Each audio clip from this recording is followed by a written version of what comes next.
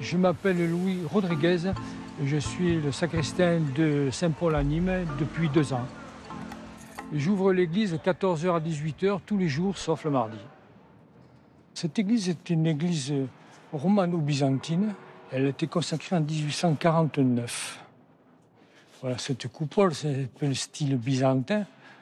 Le Christ, Paul et Pierre, avec à ses pieds un esclave et un notable.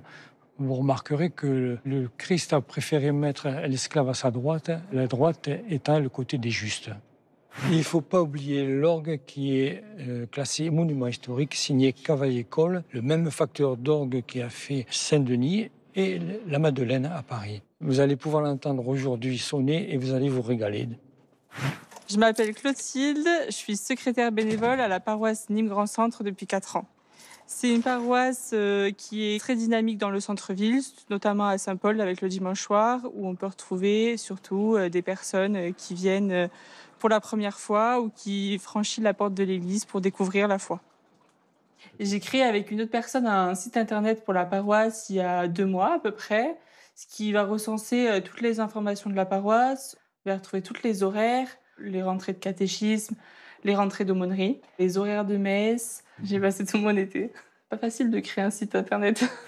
Jean-Marc Soulas, j'ai aujourd'hui 78 ans, je suis marié, j'ai 2 enfants, j'ai 3 petits-enfants et 3 arrière-petits-enfants. Je suis à la Société Saint-Vincent de Paul depuis 20 ans. Chers amis, bonjour. Je sais où elle est ma mission. À 78 ans, servir les pauvres. Parce que moi, j'ai eu une vie vraiment formidable. Et là, aujourd'hui, je te dis, il faut rendre un peu la monnaie. Ben, chaque lundi soir, je passe 2h30, 3h pour préparer la maraude. On prépare les colis, on met des pâtes japonaises, des viennoiseries, des fruits, de la compote. Mais c'est pas suffisant, la nourriture. Il faut leur donner la dignité, le temps de demi-heure qu'on est assis avec eux sur un banc de pierre, parce que dans la journée, personne n'a croisé leur visage, leur sourire. Et on va s'asseoir avec eux et on va discuter. Et là, ça va leur porter plus que la nourriture. Je vous invite maintenant à participer à la messe en l'église Saint-Paul, à l'occasion notamment du 190e anniversaire de la Société Saint-Vincent de Paul à Nîmes. Merci Jean-Marc pour cette belle invitation et bonjour à vous qui nous rejoignez ce dimanche. Comme nous le racontait Jean-Marc à l'instant, nous célébrons aujourd'hui les 190 ans du développement de la Société Saint-Vincent de Paul en France. L'organisation a été créée à Paris en 1833 par le bienheureux Frédéric Ozanam. Mais c'est à partir de 1835 qu'elle a commencé à se développer dans le reste de la France. Et vous l'avez deviné, la première conférence, c'est le nom donné au groupe de l'association, a été installée ici, à Nîmes, par Léonce Curnier. Depuis, l'organisation s'est largement répandue. Elle accompagne aujourd'hui les plus démunis dans plus de 153 pays. Alors merci. Merci d'avoir choisi de vivre cette célébration avec nous, en direct donc de cette magnifique église Saint-Paul, située en plein cœur de la ville nîmoise, à quelques pas seulement de la Maison Carrée et des célèbres arènes.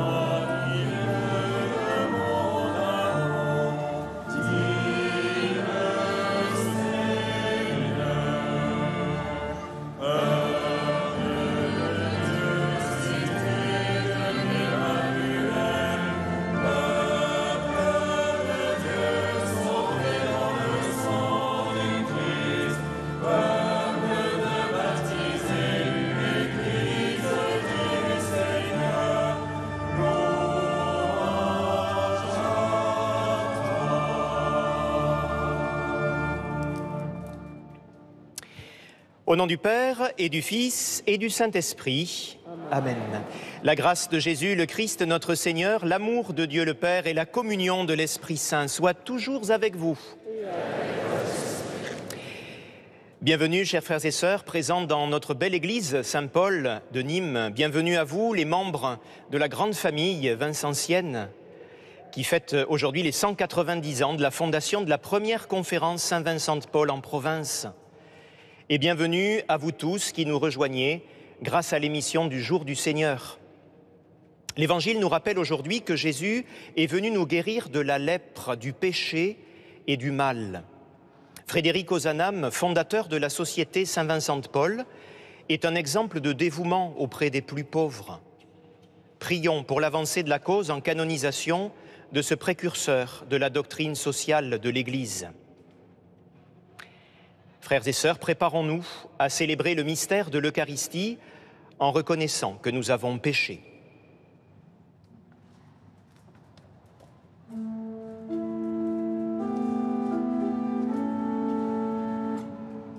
Seigneur Jésus, envoyé par le Père pour guérir et sauver les hommes,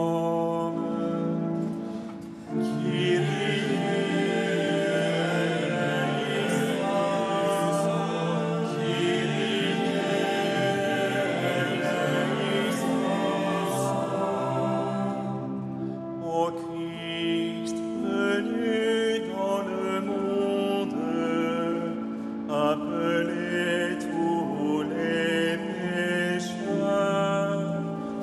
Christ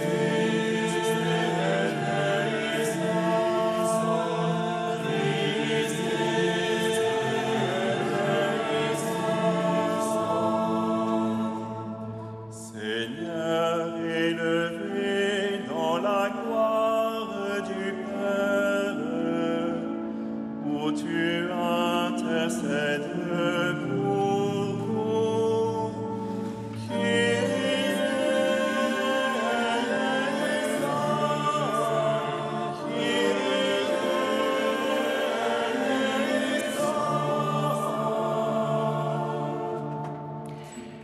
Que Dieu Tout-Puissant nous fasse miséricorde, qu'il nous pardonne nos péchés et nous conduise à la vie éternelle. Gloire à Dieu au plus haut des cieux.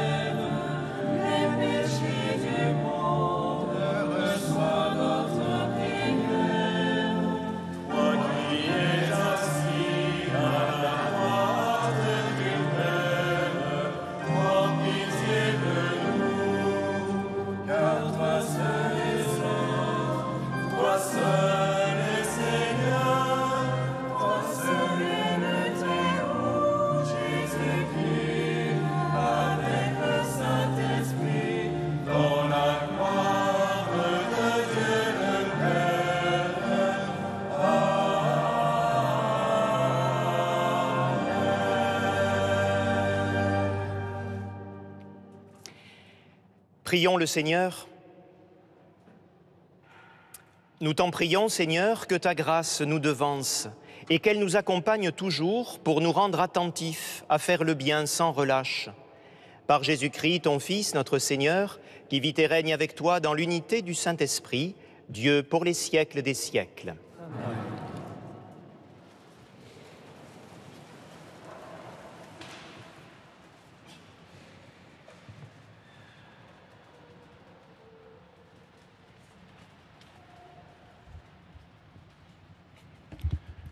Lecture du deuxième livre des rois.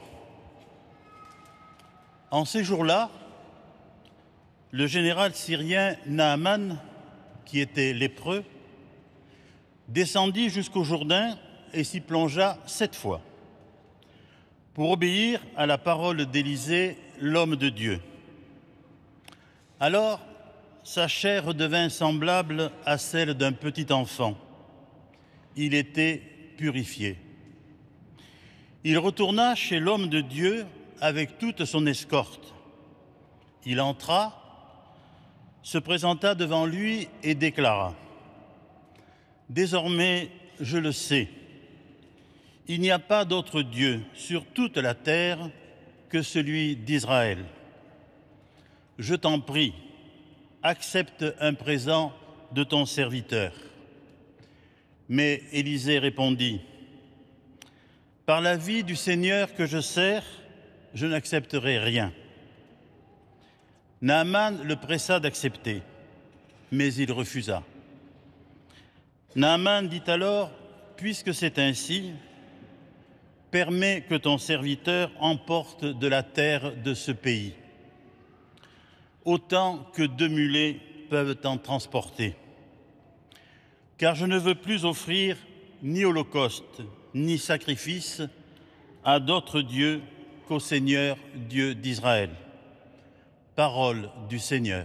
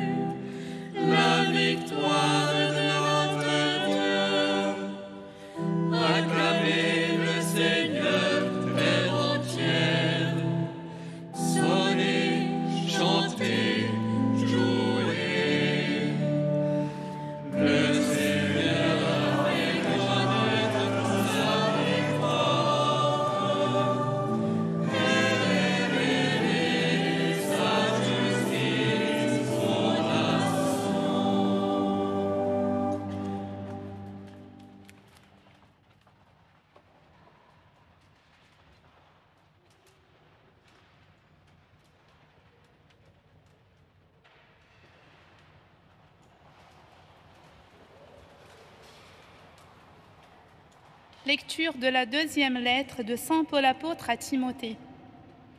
Bien-aimé, souviens-toi de Jésus-Christ ressuscité d'entre les morts, le descendant de David. Voilà mon évangile.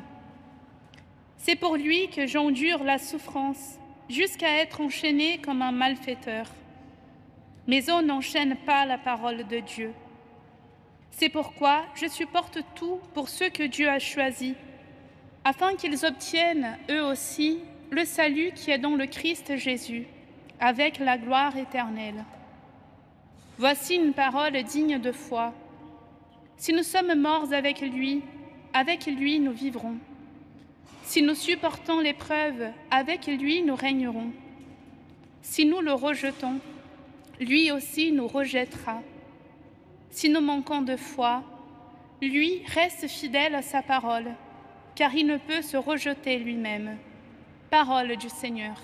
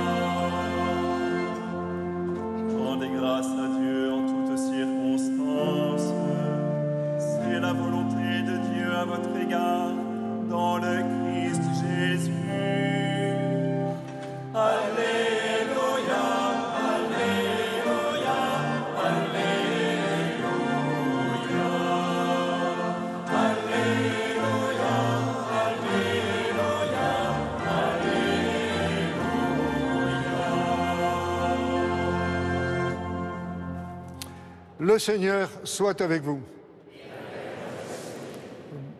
Bon évangile de Jésus-Christ selon saint Luc. L'évangile du jour est lu par le père Jean-François Desclaux, conseiller national des conférences Saint-Vincent de Paul.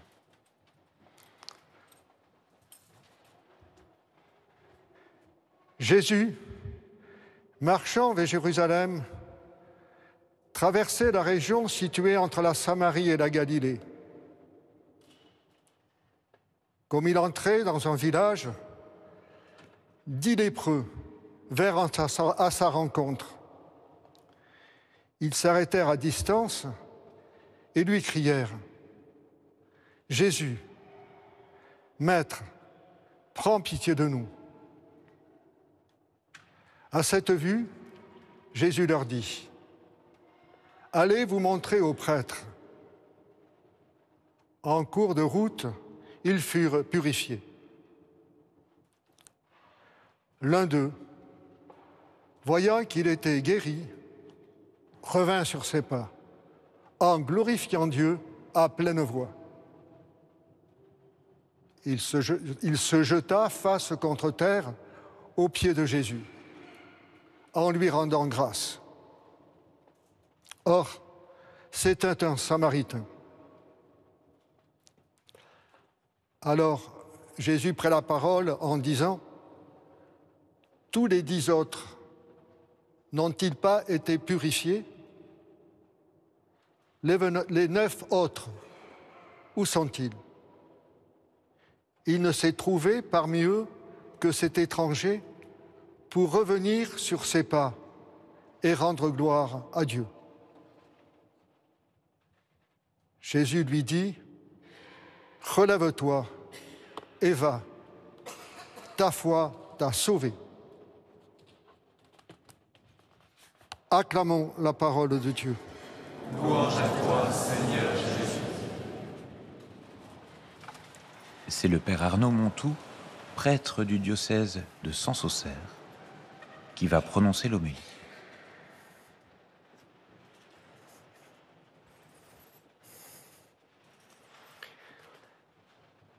Bien-aimé, souviens-toi de Jésus-Christ, ressuscité d'entre les morts, le descendant de David.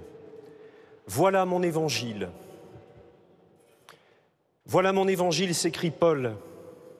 Et ce cri résonne dans l'Église depuis 2000 ans. Voilà mon évangile. C'est pour lui que j'endure la souffrance.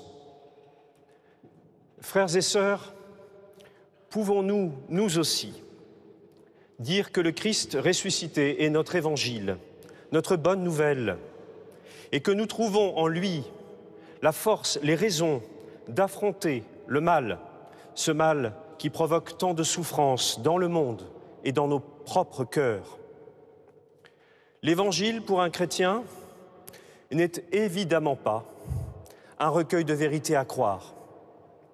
Mais il n'est pas non plus seulement un texte sacré, comme nous le pensons souvent.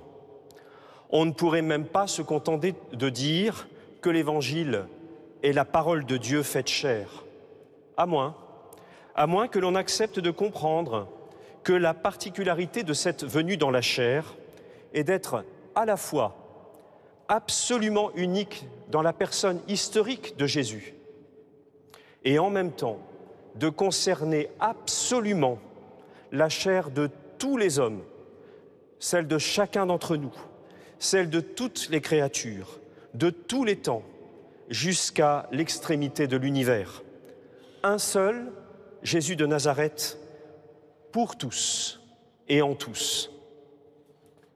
L'Évangile est comme une note de musique sortie de Dieu qui aurait retenti en un seul lieu, en un seul instant, mais qui résonnerait depuis ce lieu et cet instant jusqu'aux confins des temps et de l'espace, capable de déployer des harmoniques infinies dans des êtres aussi divers que tous ceux qu'il désire rassembler et dont nous sommes.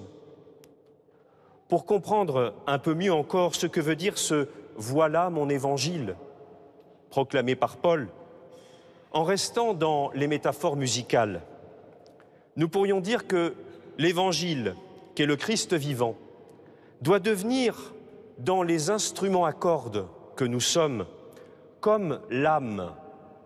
Je ne sais pas si vous savez ce que c'est l'âme.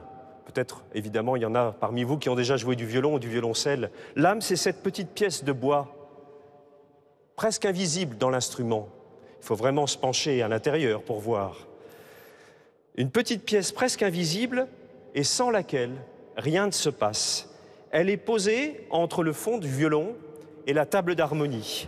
Sans cette pièce, il ne se passe rien, aucune résonance. Avec elle, c'est tout l'instrument qui devient capable de transmettre à nos oreilles ce qu'il y a de plus subtil, de plus vibrant, de plus caché dans le cœur de l'homme.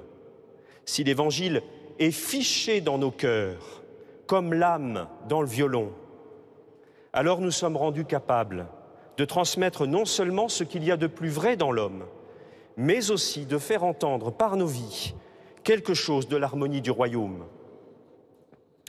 Mais que l'Évangile soit ainsi comme notre âme n'est jamais une évidence. Il ne suffit pas d'être chrétien, et même de se croire plus chrétien, plus sauvé, plus saint que les autres, pour que l'Évangile mette vraiment nos vies en tension et en résonance. Et les textes de ce dimanche nous rappellent singulièrement avec force que ce sont bien souvent ceux que l'on juge étrangers au salut qui en vivent déjà, peut-être tout simplement parce qu'ils sont en quête de la vérité et non pas dans l'illusion de la détenir.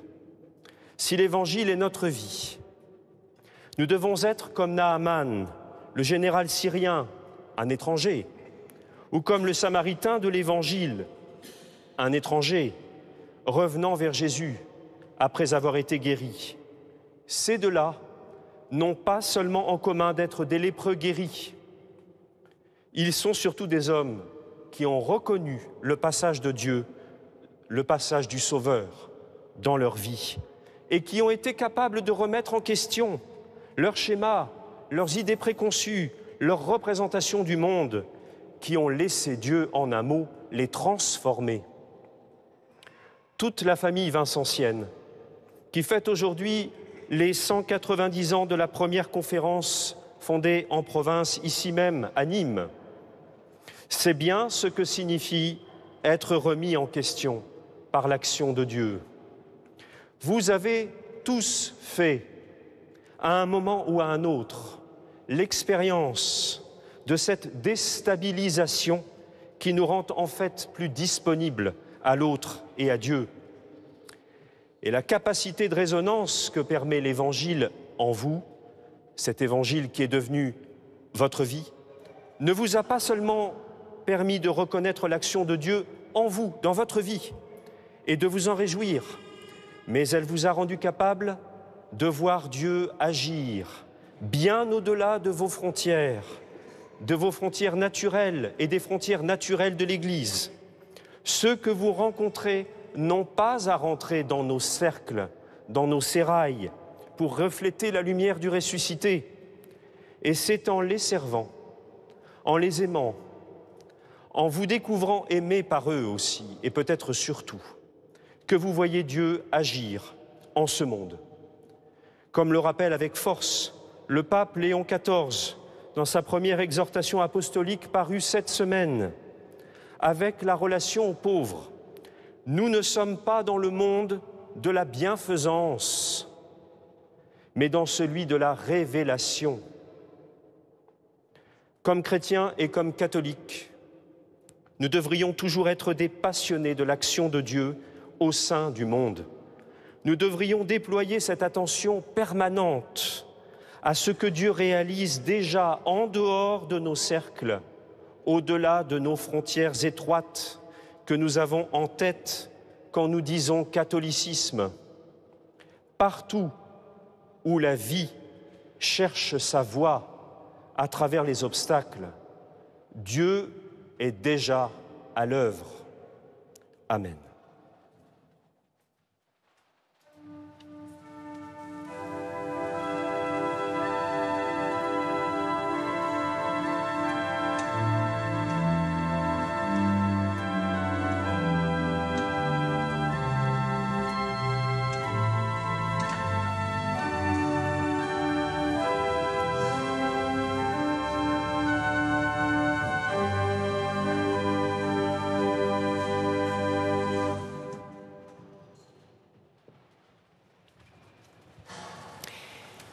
Frères et sœurs, proclamons notre foi.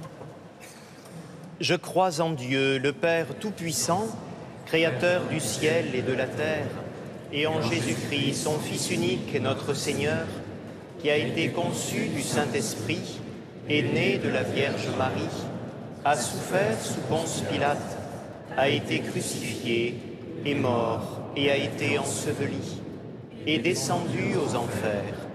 Le troisième jour est ressuscité des morts, est monté aux cieux, est assis à la droite de Dieu, le Père Tout-Puissant, d'où il viendra juger les vivants et les morts. Je crois en l'Esprit Saint, à la Sainte Église catholique, à la communion des saints, à la rémission des péchés, à la résurrection de la chair, à la vie éternelle. Amen. Et maintenant, frères et sœurs bien-aimés, ouvrons nos cœurs à toutes les souffrances et à tous les besoins de nos frères en humanité.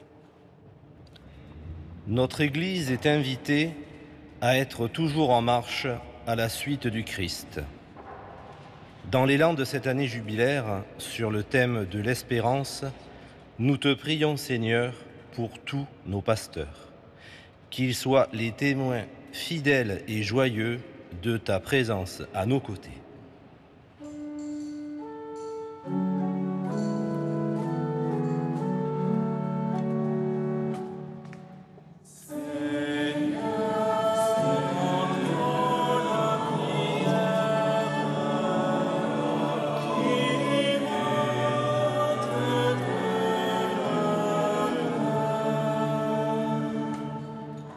Notre monde est, en bien des endroits, déchiré par la guerre et la violence.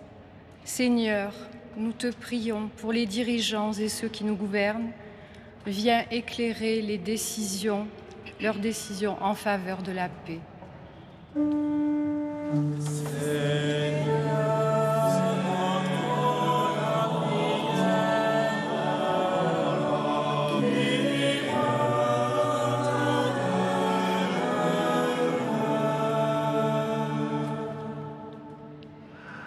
Frédéric Ozanam disait « L'aliment de la charité ce sont les bonnes œuvres. Seigneur, nous te prions pour toutes les personnes engagées de par le monde dans les conférences de Saint Vincent de Paul. Renouvelle leur apostolat au service des plus pauvres. Nous te confions également tous les donateurs et bienfaiteurs de l'association.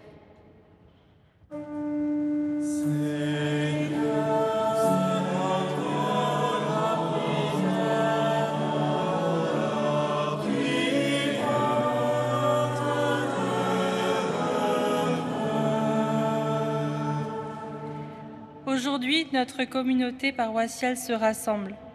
Seigneur, nous te prions pour chacun d'entre nous, que nous sachions puiser dans la grâce de notre baptême les forces nécessaires à la mission d'évangélisation que tu nous confies.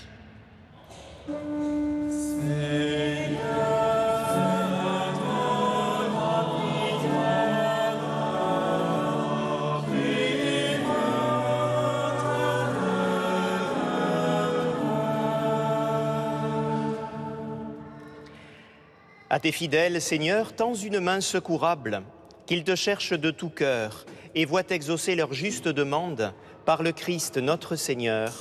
Amen.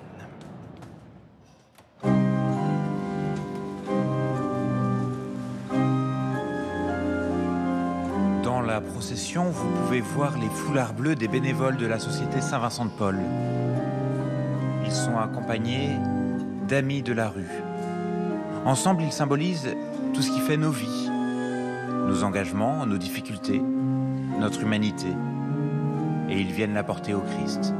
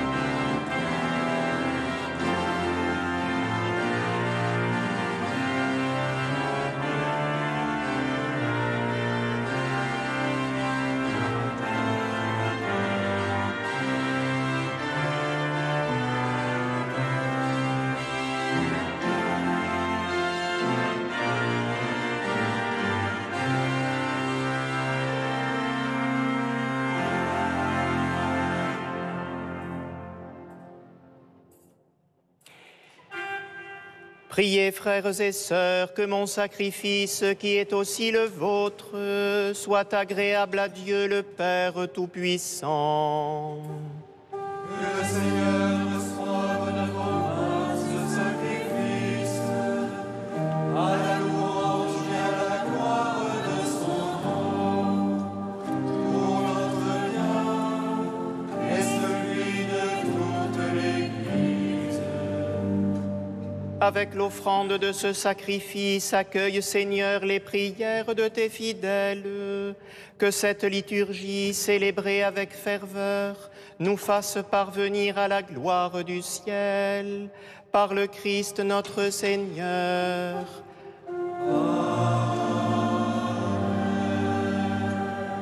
Le Seigneur soit avec vous. Élevons notre cœur.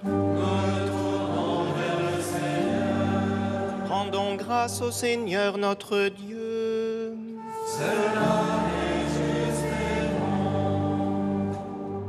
Vraiment, il est juste et bon pour ta gloire et notre salut de t'offrir notre action de grâce, toujours et en tout lieu, Seigneur Père très saint, Dieu éternel et tout-puissant, par le Christ notre Seigneur. Dans le mystère de sa Pâque, il a fait une œuvre merveilleuse, car nous étions esclaves de la mort et du péché, et nous sommes appelés à partager sa gloire. Nous portons désormais ces noms glorieux, descendance choisie, sacerdoce royal, nation sainte, peuple racheté. Nous pouvons annoncer au monde les merveilles que tu as accomplies, toi qui nous appelles des ténèbres à ton admirable lumière. C'est pourquoi, avec les anges et les archanges, avec les puissances d'en haut et tous les esprits bienheureux, nous chantons l'hymne de ta gloire et sans fin nous proclamons.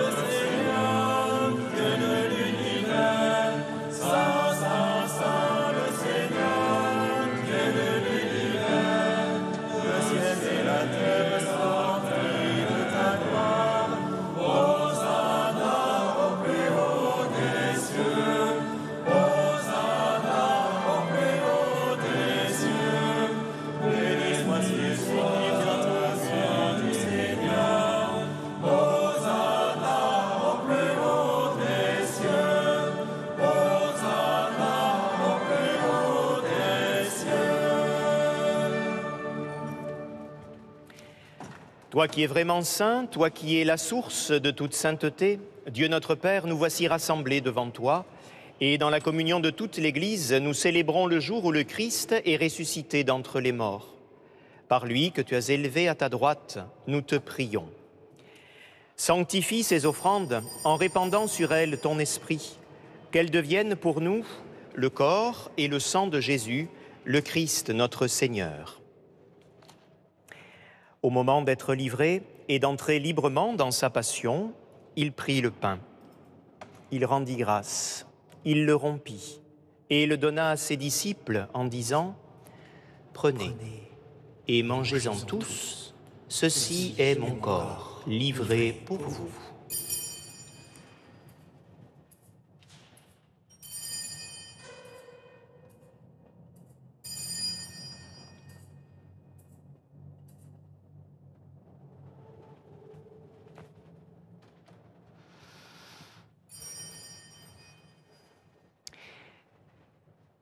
De même, après le repas, il prit la coupe.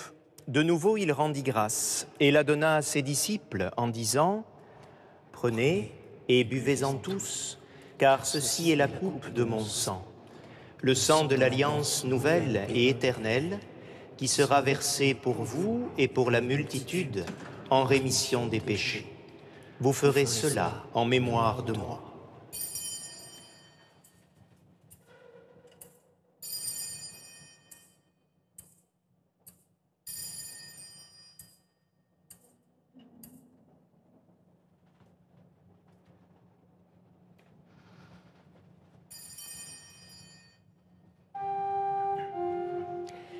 Proclamons le mystère de la foi.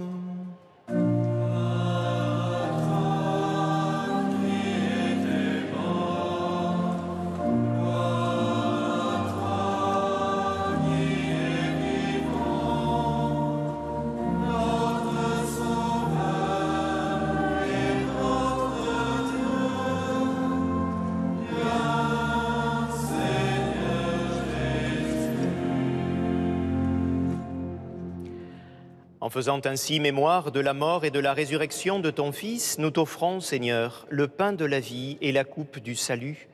Et nous te rendons grâce, car tu nous as estimés dignes de nous tenir devant toi pour te servir. Humblement, nous te demandons qu'en ayant part au corps et au sang du Christ, nous soyons rassemblés par l'Esprit Saint en un seul corps. Souviens-toi, Seigneur, de ton Église répandue à travers le monde. Fais-la grandir dans la charité. En union avec notre pape Léon et notre évêque Nicolas, et tous les évêques, les prêtres et les diacres. Souviens-toi aussi de nos frères et sœurs qui se sont endormis dans l'espérance de la résurrection. Et souviens-toi dans ta miséricorde de tous les défunts. Accueille-les dans la lumière de ton visage. Sur nous tous, enfin, nous implorons ta bonté. Permets qu'avec la Vierge Marie, la bienheureuse Mère de Dieu, avec Saint Joseph, son époux, les apôtres, Saint Vincent de Paul, le bienheureux Frédéric Ozanam et tous les saints qui ont fait ta joie au long des âges, nous ayons part à la vie éternelle et que nous chantions ta louange et ta gloire par ton Fils Jésus, le Christ. Par lui, avec lui et en lui.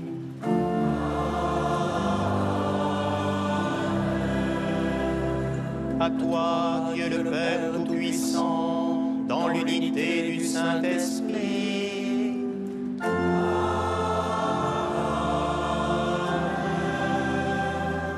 Tout honneur et toute gloire pour les siècles des siècles.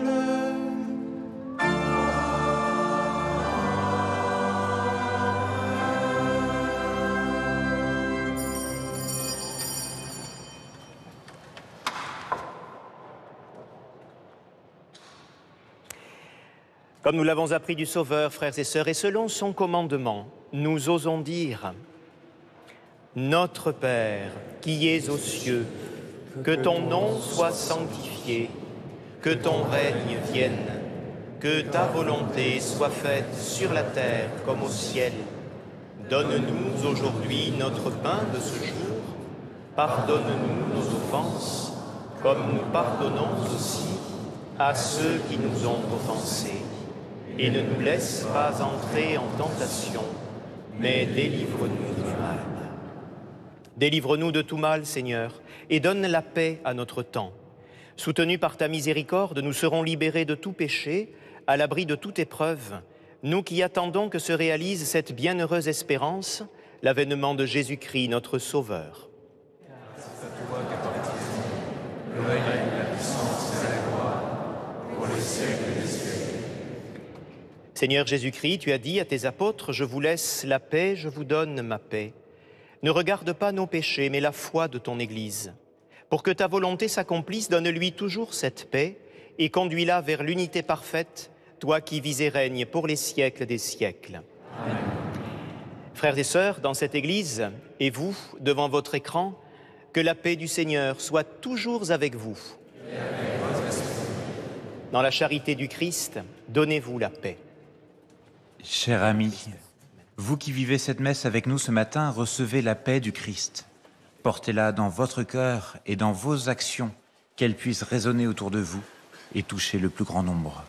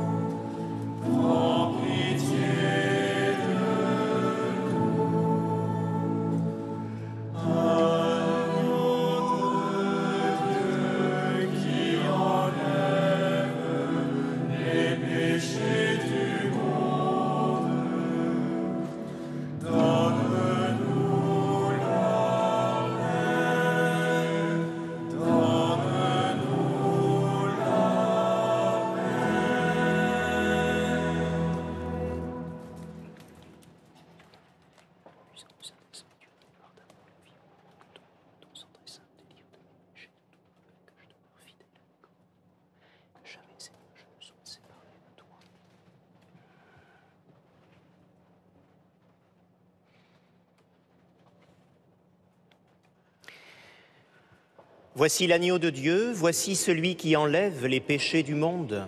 Heureux les invités au repas des noces de l'agneau. Seigneur, je ne suis pas digne de te recevoir, mais dis seulement une parole, et je serai.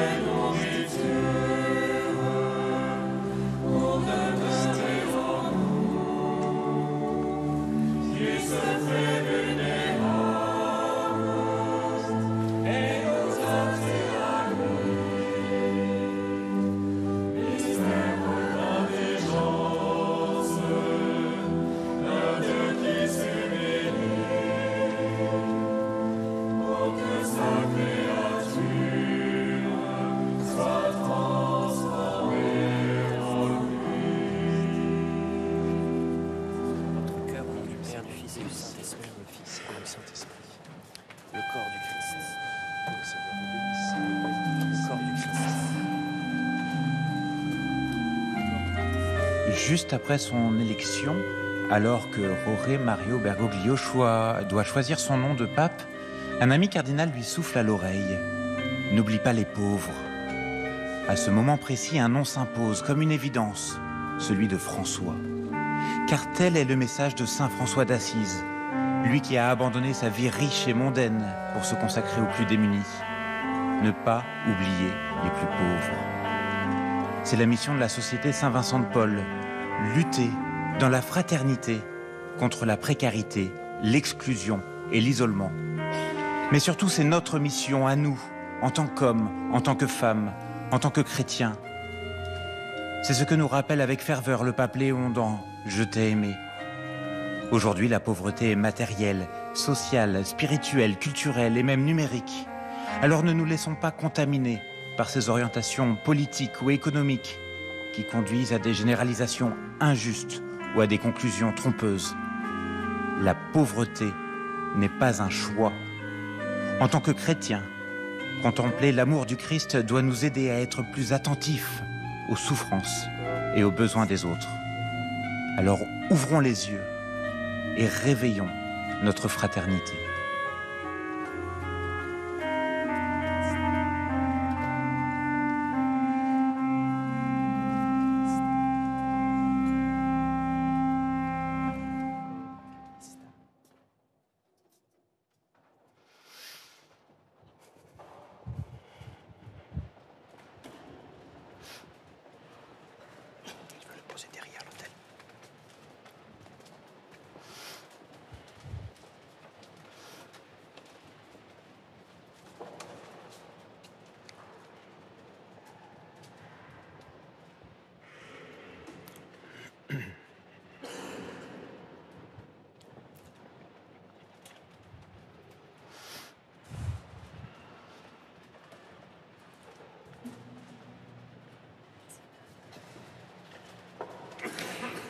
Prions le Seigneur.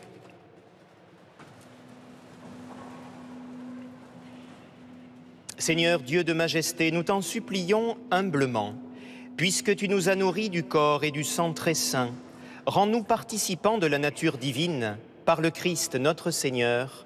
Amen. Le Seigneur soit avec vous. Que Dieu Tout-Puissant vous bénisse, le Père et le Fils et le Saint-Esprit. Allez dans la paix du Christ.